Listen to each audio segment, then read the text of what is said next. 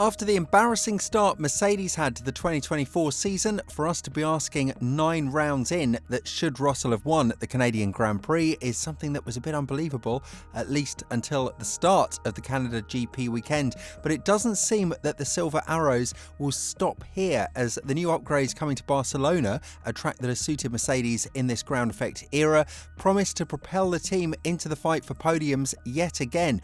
Will it happen though? There were factors in Canada that played in Mercedes' favour, such as intermittent rain leading to disrupted practice sessions and a slightly jumbled pecking order.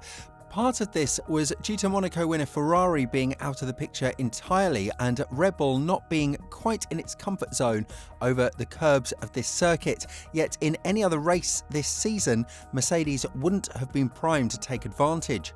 It didn't even have a podium before this weekend, let alone look like it might fight for victory. But that's exactly what it did, and the Canada weekend looked different from the start. Lewis Hamilton looked particularly strong in practice, then Russell took charge by going quickest in qualifying for his first pole in 2 years. This meant Mercedes was a match for Red Bull for the second time in 2 races, as Russell had beaten Max Verstappen in Monaco. Here, it was literally a match as they set identical lap times in qualifying. Even though Verstappen went on to win the Grand Prix in that Saturday dead heat, the 2 cars did their times very differently.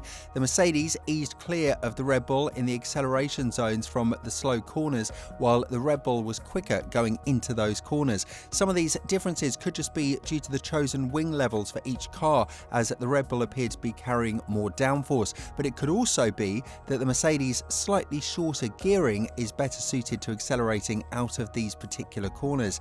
Inevitably, circuit characteristics and their suitability to these 2 cars were massive factors. Red Bull reckoned the low grip track caused by so much rain also favoured Mercedes. But again, earlier in the season, a track suiting Mercedes and not suiting Red Bull would definitely not have led to Russell leading the first stint and fighting in the lead group to the end. The only question is whether or not more could have been achieved. Russell seemed to overuse his intermediates early on, which eventually cost him vital track position. He also made a mistake later in the race that dropped him behind McLaren's Lando Norris. Hamilton probably did the better job of the 2 in the race, but he was too far out of the picture from the start because of a disappointing qualifying. He actually lamented his performance as one of the worst ever drives. That was probably an exaggeration, but this was definitely not a Grand Prix where either driver maximised their potential, meaning something was left on the table. Mercedes had its best opportunity of the year, and as Hamilton said, the car was capable of winning. Even though Mercedes boss Toto Wolff played down whether it truly had the pace to do so, given how bad the season started, how did Mercedes get into this position, and can it be replicated in future races?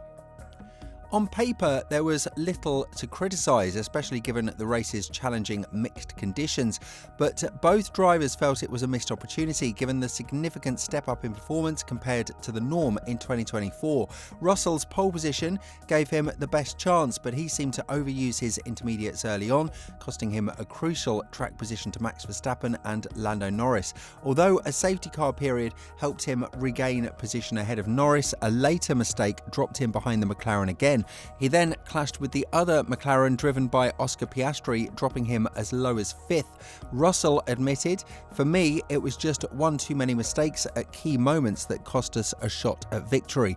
I was so focused to get back on the podium because I felt like I let the team down a bit, just losing sight of Max and a few mistakes that put me in that position in the first place," Russell said. Wolff was understandably defensive of his drivers, adding, 3 and 4 is much better than we had in the last few races, so that's good. I think both drivers saw that more was up. We could have maybe gained a position or 2, and that's why there is a kind of negative sentiment that prevails. But if you would have given them 3rd and 4th before the weekend, probably they would have taken it. A new front wing that Mercedes introduced to help complement a recent upgrade appears to have transformed the balance characteristics of the car and suggested that the squad had finally started to unlock the secrets of the current ground effect machinery.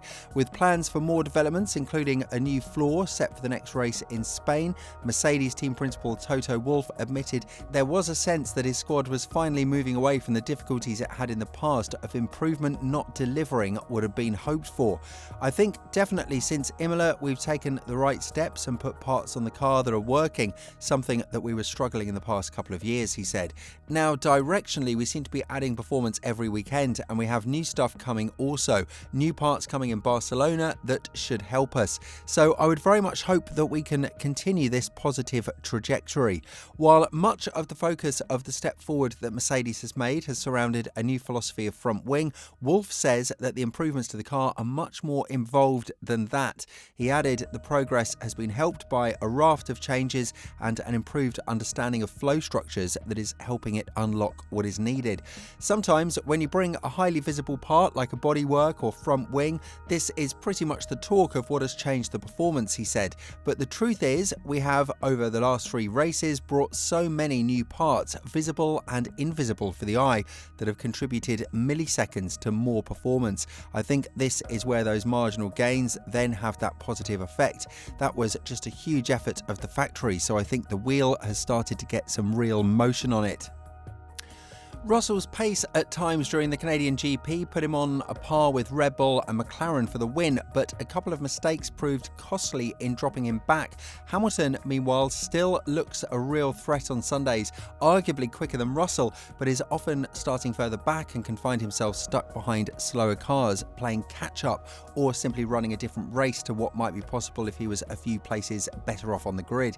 His practice to qualifying slumps have garnered a lot of attention of late, but in Montreal, from FP3 to qualifying, Hamilton was simply neither quite as comfortable in the car nor with the margin of error he had previously enjoyed. He had the pace to do better, he just made small mistakes on both his Q3 laps. The fact he was consistently braking later than Russell and losing time on exit indicates he was asking a bit too much of the car on corner entry.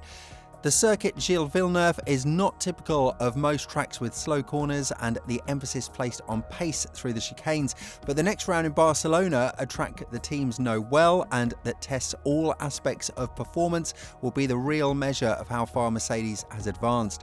The team arguably has something great to build upon, but now come the very traditional European races, which will show where the grid is currently and will Verstappen have any real threat this season.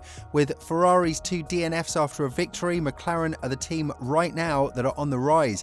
But will this be a Mercedes springboard towards much better results in a way like McLaren did last season? We'll have to wait and see. But it's good that we finally have another team that proves they're capable of good results and good drivers. And as neutral fans, we're looking forward to good Mercedes races until the summer break and beyond. But what do you think? Will Mercedes just go back to being mediocre? Let us know down in the comments below, and we'll see you soon in the next video.